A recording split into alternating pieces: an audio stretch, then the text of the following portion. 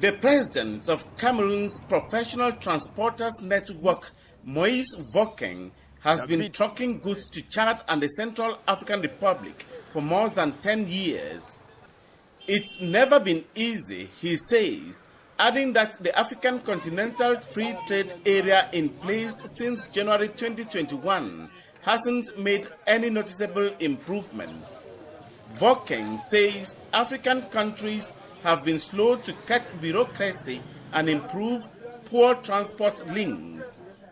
We find it difficult to cross our borders. When you leave Douala in Cameroon for the Central African Republic, I can't count the difficulties we have in dealing with the Gouraï-Boulay road, then Boam to CAR. The same goes for access to Chad.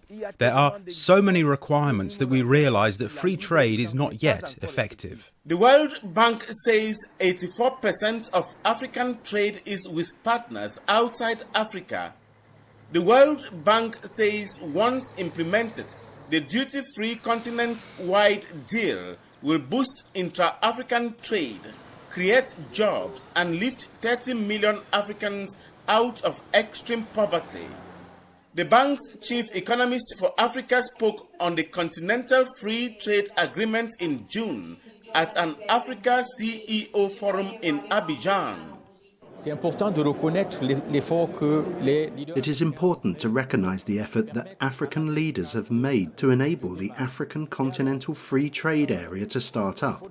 But then we must continue to work to better connect Africa in terms of infrastructure, but also in terms of digital infrastructure.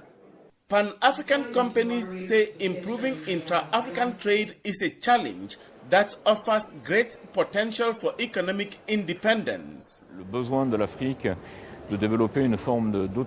There is a need for Africa to develop a form of autarky in the positive sense of being less dependent on the rest of the world for their own consumption and processing flows. So developing manufacturing, industrial processing and intra-African production. All this will only be a reality if the Pan-African Free Trade Area is put in place.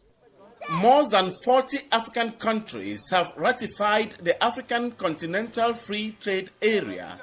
On the ground, traders are hoping that non-tariff barriers will quickly be lifted so that the benefits can begin.